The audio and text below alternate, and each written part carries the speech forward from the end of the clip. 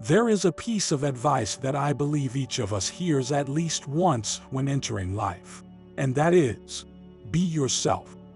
Do you find it to be a very familiar saying? For me, this advice holds significant meaning because it reminds me that I don't need to try to emulate someone else's life or worry about other standards and judgments regarding my actions. Instead, this advice encourages us to live in accordance with our own unique and distinct values. However, in reality, applying this advice to life is not an easy task. The truth is, most of us still feel uncertain about ourselves.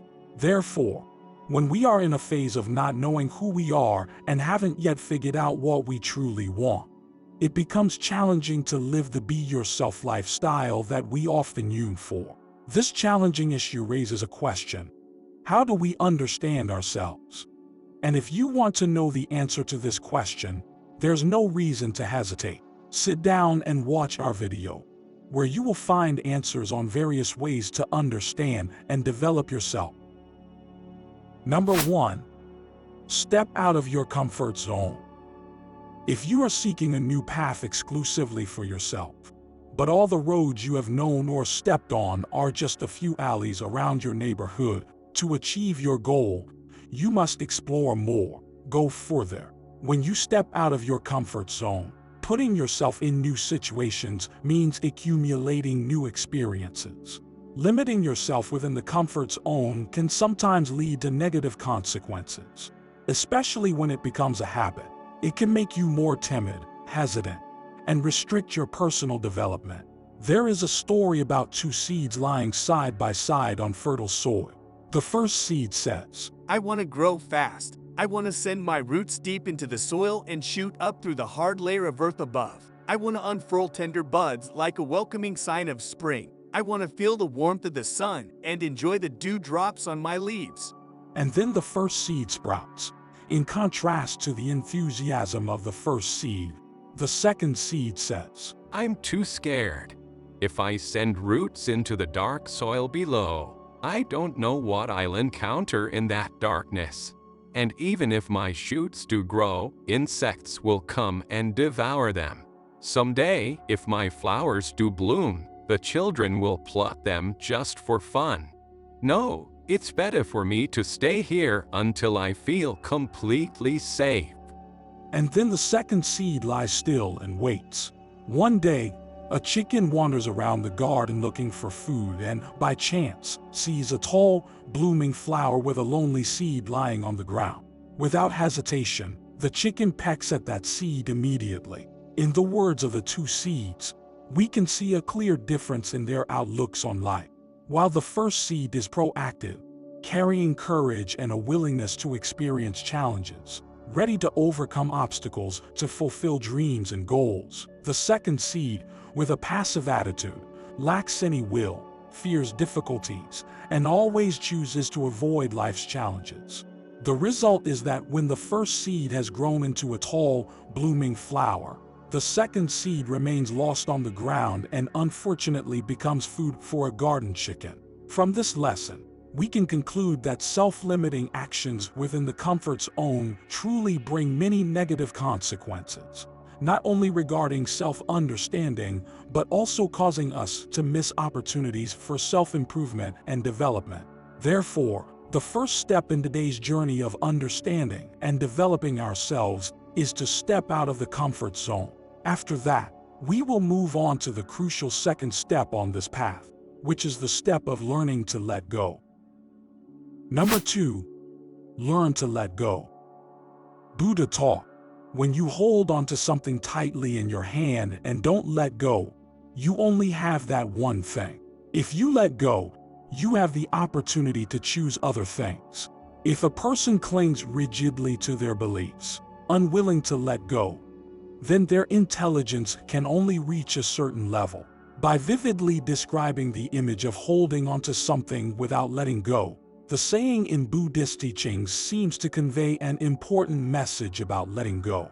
The phrase implies that when we persist with an idea, a viewpoint, or a certain emotion excessively, our vision becomes limited. On the contrary, The action of letting go symbolizes human flexibility. When we accept to release old things, it means we are opening new doors, new opportunities for experiences and learning. There is a story from the past about a king receiving a gift of two beautiful swans. They were the most beautiful swans he had ever seen. Therefore, he valued them greatly and handed these precious birds to the royal bird keeper for training. A month passed, and the bird keeper informed the king that although one swan had soared gracefully into the sky, the other remained perched on the same branch it had landed on. The king was concerned and invited renowned bird trainers from across the country to assess the situation. But none could make the swan fly. The king expressed his frustration to his court officials. But the next day, when he looked out his palace window, he still saw the swan sitting on the branch. Despite trying many methods without success, a thought occurred to the king. Perhaps someone familiar with the region, understanding the habits of this bird, can solve the problem. Immediately, he summoned his close minister and ordered, "Invite a farmer." Miraculously, as soon as the farmer arrived, the king witnessed the swan flying high above the palace garden. He said to his minister, "Bring the person who achieved this miracle here." The minister quickly brought the farmer before the king. The king asked him, "How did you make the swan fly?" "Your Majesty, I simply cut the branch where the swan was perched," replied the farmer respectfully. There are many lessons hidden in this story, but the most relevant to our journey today is that every bird can fly because it's their instinct. However, if they stay on a branch for too long, they may believe they cannot leave it, forgetting their innate ability. Similarly, humans possess endless capabilities, but because we don't know how to let go, our potential remains largely intact. This is one of the reasons why we struggle to understand ourselves fully. Therefore, Stoic philosophy advises us to learn how to break free from the branches of fear we cling to, allowing ourselves to be liberated and soar magnificently. Number 3. Friction with life. In our tumultuous journey through life, facing and rubbing against life is an essential part for us to truly understand ourselves. Just as when we climb towering hills, the challenges and obstacles of life play roles like serene sunset sessions, though challenging and full of obstacles. They contribute to creating a profound and beautiful tapestry of the human heart. In moments of difficulty, we genuinely understand our own nature. Challenges not only make us stronger, but also enable us to peer into our souls, discovering our own limitations. Every shadow, every scar, or every joy is a mark of life, enhancing the richness of our experiences. There are times when we may feel tired and wish to distance ourselves from challenges. However, Stoic philosophy advises that only by bravely facing them can we truly grasp the real values of life. Friction may bring pain, but more importantly, it offers encouragement. Moreover, this friction serves as a lever that propels us upward, fostering growth and making us stronger. Number 4. Care for your own negative emotions. As you watch this moment of the video, I encourage you to ask yourself questions about what makes you feel sad, angry, jealous, envious, or stressed. What situations or reasons often lead you to such emotions? Providing answers to these questions is a way for you to understand yourself better because we often cannot control our emotions, especially negative ones. However, these emotions frequently occur and have a significant impact on our lives. In the past, I was someone who did not know how to control my emotions. You could read my emotions from my face. I began paying more attention to my emotions when I started embracing Stoic philosophy, as it taught me the importance of self-control, including actions, emotions, and thoughts.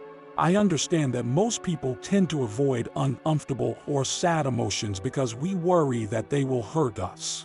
However, the appropriate care for these emotions will help us understand ourselves better. I can assure you that this is one of the significant steps on our journey of self-understanding and personal development. Number 5. Believe in yourself. A powerful source of motivation. A special key that unlocks the door to the journey of self-understanding is believing in yourself. When we cultivate the habit of believing in ourselves, we are embarking on a journey to understand our own capabilities, values, and limitations. Perhaps you are not aware that believing in oneself, combined with perseverance, can unleash special abilities. It helps us achieve accomplishments and overcome limits that seemed unreachable. Moreover, believing in oneself helps us confront failure strongly. By trusting in ourselves, we understand that failure is not a stopping point, but a stepping stone in our learning and development journey. Therefore, the Stoic philosophers advise us to take the time to build confidence in ourselves. This is the key to expanding our vision and enjoying a meaningful life. Through this video, we have explored ways to understand and develop ourselves together. If you find the content we share helpful, don't forget to hit the subscribe button to continue the journey with us in the next episodes. Thank you for watching our video, and we look forward to seeing you in the upcoming ones.